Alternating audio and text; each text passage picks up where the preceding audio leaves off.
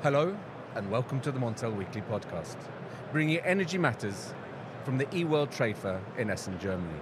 This week we discuss German industry. Are we out of the energy crisis, and what does it mean for companies in Europe's industrial heartland? Joining me, Richard Sverrisson, is Tobias Federico of Energy Brainpool and Stefanie Müller of BASF, one of Germany's largest power and energy consumers. So a warm welcome to you both. Thank you, Richard. Thank you. Now, I'd like to start off really by asking you, Stefanie, that we've talked a lot on this podcast about being out of the energy crisis. What's your view? Are we out of the crisis? Is out of the crisis only a point where we are reduced or back to lower prices? Is that the definition of out of the crisis? For some people, maybe, but I mean, there are several definitions. But we're certainly not seeing the high price levels that we have had in recent months. Certainly going back a year. So in some ways, you could say we're over the worst of it, or are you concerned there's worse to come?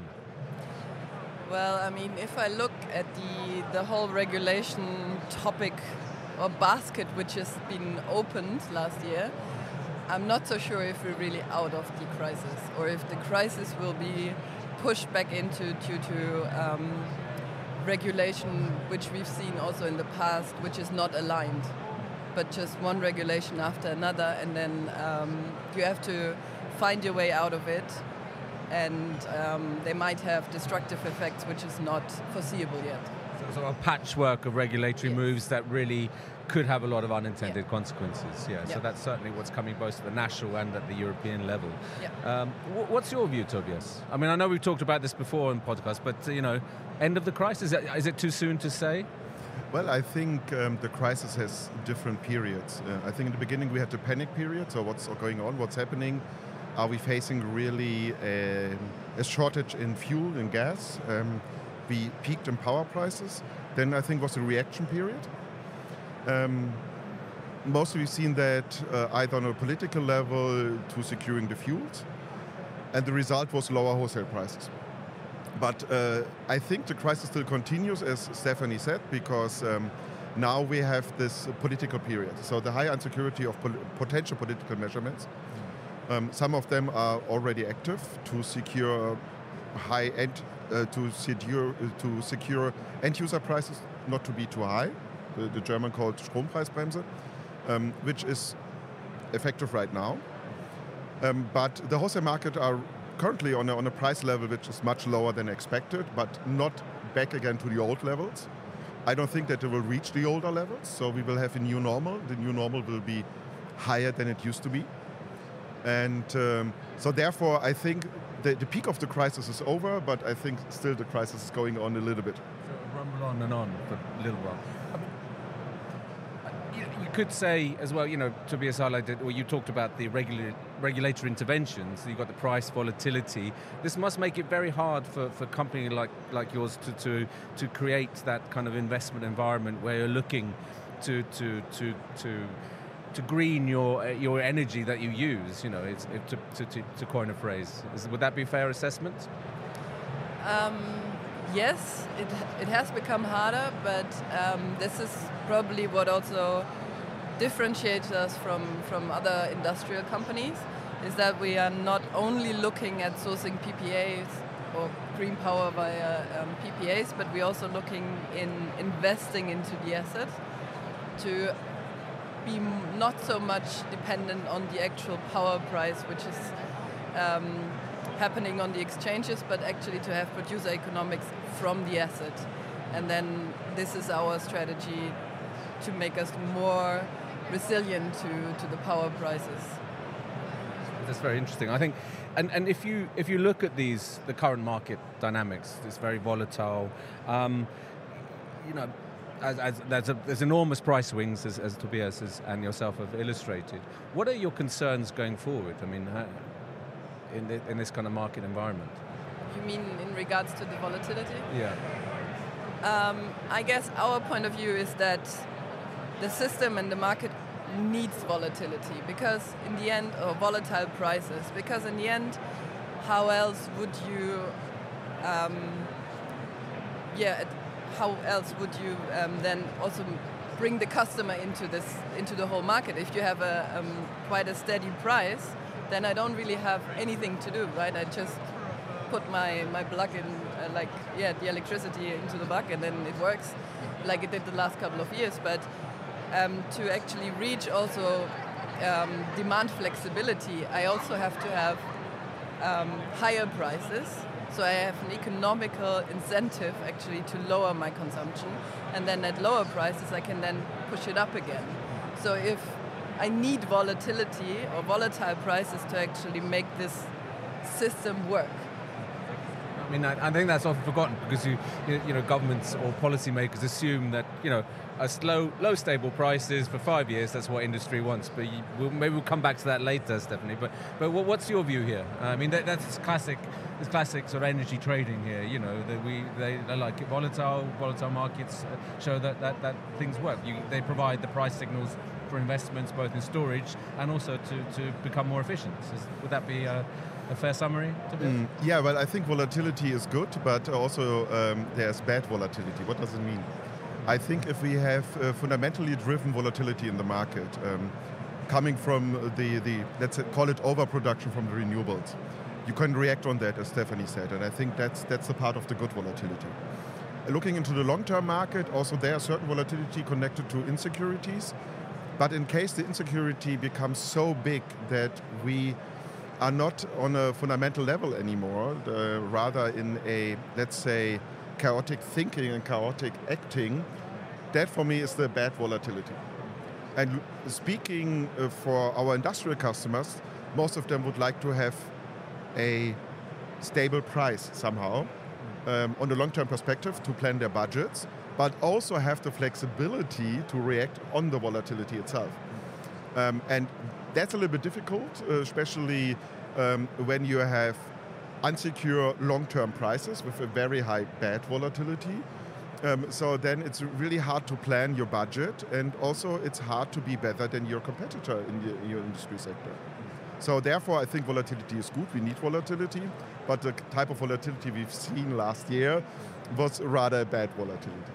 And that's also extreme volatility, to be fair. I mean, we haven't seen anything like that, certainly in the years that I've covered these markets. But you said you have some industrial customers, Tobias.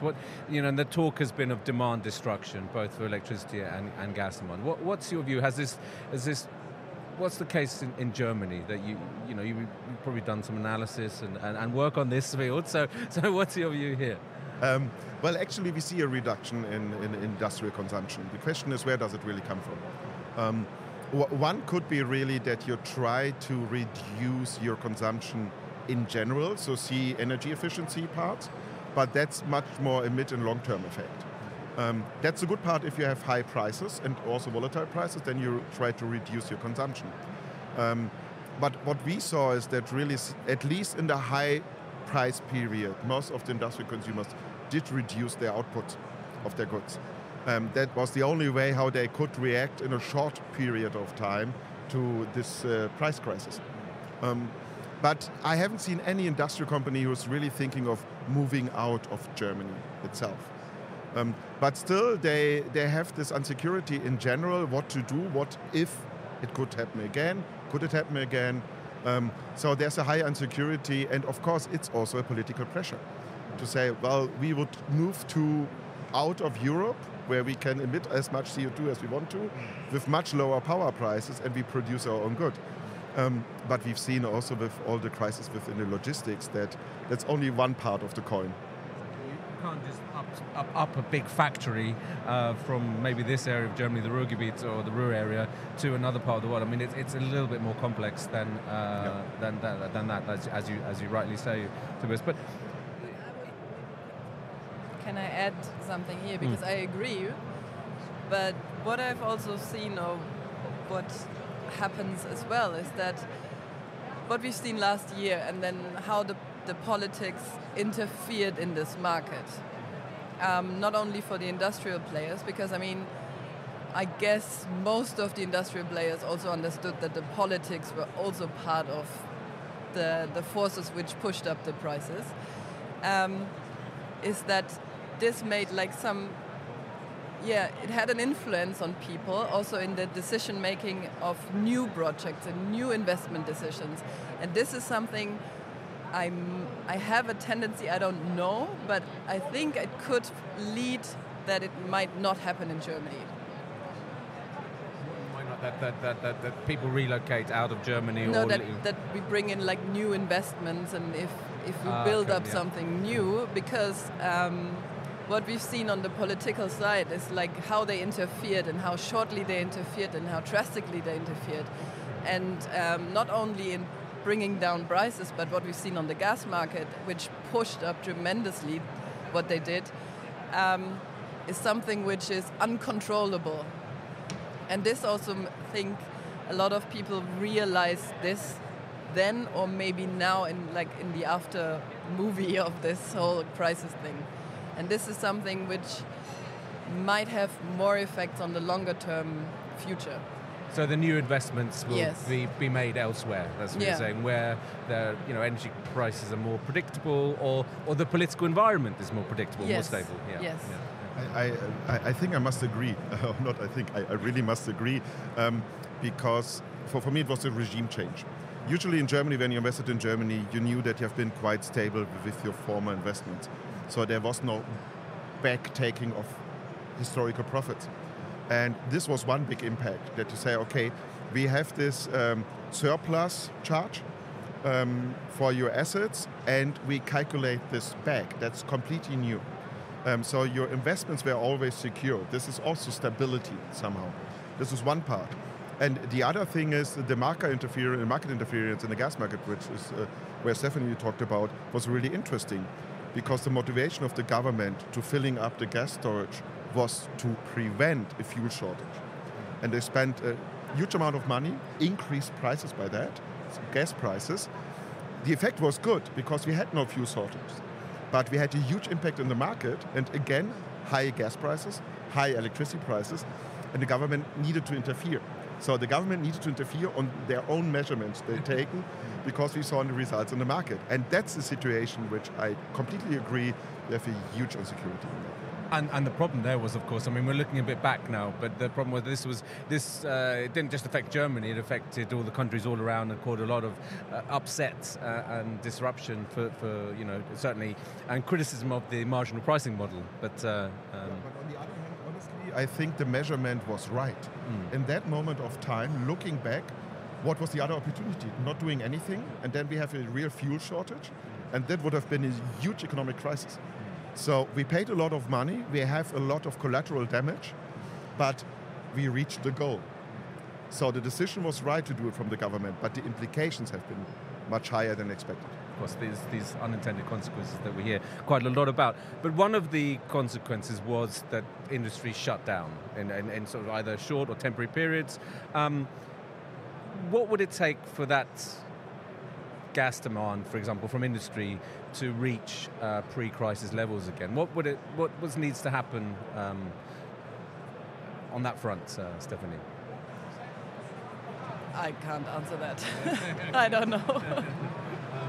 I mean, is it all about prices, or is it much more than prices? Is it all because these are you're a global company. It's a very competitive environment out there. Is it just as easy to say, right, prices are lower, then we'll start up the machines? So, well, I mean, if I look at BASF and the decisions which they took to close certain installations down, so they will be closed. They will not reopen this. So I don't see us coming back to pre-crisis gas levels. What's your view here, Tobias? Well, I think the implication of interventions into the whole system is something which leads to missing guidance for the future. What is missing right now is looking into the general news and also the general population in Germany, which in the end is also the people who decide for industries. What to do is gas a fuel for the future? Of course not, we will have hydrogen, but when we will have hydrogen, if I make an investment today into a production facility which consumes natural gas, how secure is this investment for the next 10 years? I'm not speaking about the next 30 years, just the next 10 years or the next 5 years. And if you hear then, no, we must reduce our gas consumption when you burn at home for heating purposes, the law, the expected law was that it should be at 65% of renewable sources, also for gas. That it's impossible to reach within January 24. So there's a huge insecurity, and it's a missing guidance from the government where they say, okay, you stick with natural gas, even though it's not clean gas.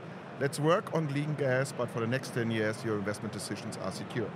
Having said the things before, that there's a certain insecurity that governments might react in a strange way they didn't react before, that is missing. So I don't think that gas consumption will really, in general, pick up as pre-crisis level. And one of the policy measures being discussed in Berlin is the industrial power price, which is, I think, set at euro 60 per megawatt hour until 2030, and covering, 150 terawatt hours, so around 20% of Germany's consumption. What's your view here? Is this the right answer, Tobias? For me, it's pure subsidy. Looking now at our long-term scenarios on a yearly base prices, we are in a few scenarios reaching 80 euro per megawatt hour just for the electricity. And that's a base price. So there's no structural element there's no peak element there. So there's a price gap. And this price gap must be financed. And for me, it's a clear subsidy. One. Secondly, I think if we have a fixed price, what incentive do you have to reduce your consumption? What incentive do you have to steer your consumption together with the availability of renewable energies? There is none. And so it leads into a wrong direction from my opinion. And what's the view from industry here? I mean, this is obviously on the table to help you guys to provide that sort of stable framework for certainly in the price environment. But what's your reaction here, Stefanie? I cannot speak for the industry, but speaking for BASF, we're not a fan of the industry price. Because that's what you said, Tobias. Is I completely agree, and this is also what we see. It's a subsidy, and then also it opens up a whole new field of complexity. Like, where do you take the lines? Who's able to actually apply for it, or who's going to get it, and who's not going to get it? And then, I mean, if we look back at the besondere Ausgleichsregelung, there were massive things happening to actually take part in the besondere Ausgleichsregelung, which nobody expected. Who don't understand German, what would be the English translation of that? It's a good one because it's one word, long German word, or two words actually. I think it's a special financial compensation regarding, I think it was grid fees? No, it was the EEG levy. EEG levy. Reduced EEG levy for high-intensive consumers. The EEG levy is the renewable energy levy. Yes. The special German subsidy. Yes. But so apart from that, where you bring in new complexity to the system, which is already quite complex, and then I also completely agree, you want to have a system where we're going to 100% flexible or 100% renewables. And we're also talking about batteries, storages, all these things to actually integrate the renewable energies into the system, and also demand flexibility. How do I reach this if I have a fixed price? And if I don't really have an incentive to be helping the system. So it doesn't seem to be that well thought out in that respect, But maybe that will happen, or the idea, isn't it, the idea that after 2030 there'll be so much renewables in the system that prices will come down below anyway. Is that thinking behind it? We don't see it in our scenarios. But secondly, yes, it's true, prices might come down in case the natural fuel, wind and solar is available. But in the winter time, when it's cold and it's not windy, we will have peaking prices of 200, 250 euro. And the reverse is also true when you have a lot of wind and solar that we're seeing at the moment. Prices will go massively negative. And then we will have the same effect as every subsidy, that people try to adapt. So they will shift their high consumption into the high price hours and reduce their consumption in the low price hours. So of course you have the demand flexibility, but in the complete wrong direction. Exactly, it's kind of almost a perverse incentive there. Yeah. But is it likely to? I mean, I know the Energy Minister Habeck, who's from the Green Party, is under a bit of pressure at the moment internally, to put it mildly. But is it likely to pass the German cabinet? I mean, they're talking about the budget at the moment, are they not? So is this likely to pass at that level? No. I think the whole cabinet with the three different parties, especially the FDP and the Green Party, we've seen it today. I think there was the law for the heating system for households, and this, as far as I know, has not been passed today anyhow, so they are postponing it. There's an internal fight between those two big parties within the cabinet, which is the Green Party and the Liberals.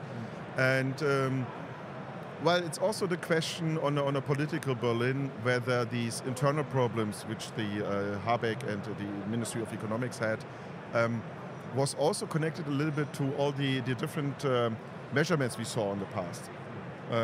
Whether this was directly connected to the person of Mr. Greichen, who now left, or not, because I think what is known is he is not a great fan of a free two-sided market. Mr. Greichen? Mr. Greichen wasn't a big fan of that. That was known.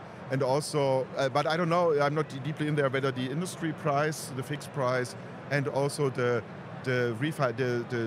surplus profit was his idea or came out of his bubble, let's call it this way. So there was a lot of market missing in the whole system, which then comes from the FDP, and they are fighting a little bit right now.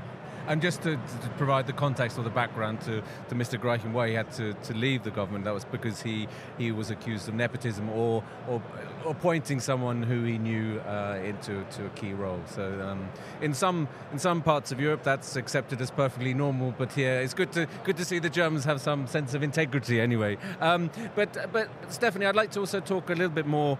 Okay, you have all these regulatory and policy interventions, but the key factor is how we green the industry, how we accelerate the energy transition. So if you could, what should politicians and policymakers, both at the national but also at the European level, be doing here more?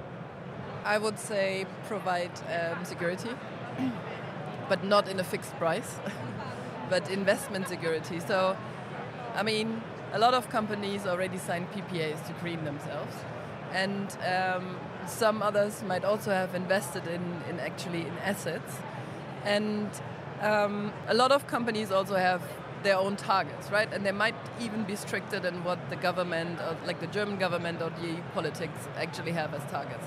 So, I mean, this is, if we look in the past, I mean, if we have big companies actually committing to become CO2 neutral. So, I mean, this is a huge step. And I think the government should be supporting these companies to actually reach these targets, or to reach this, and then to contribute to the overall target, and not to like throw bricks and make it more complicated and play around with the market. So yes. But do you then provide some sort of incentives at a level rather than twiddling around with the wholesale price? Is that what you're saying, Stefanie? Yeah. I mean, we are not only having the discussions about industrial prices, but we also have the discussions about CFDs. And I don't know, on the GO market we have the discussion if we need to have 15-minute products for GOs to match supply and demand. But the big problem we still have is that the grid is not sufficient.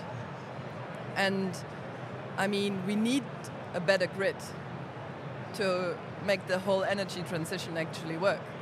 And for me, this has been a major problem, or the major problem, for years, and it makes the intent, or it looks like they're coming up with new ideas to overshadow the actual problem.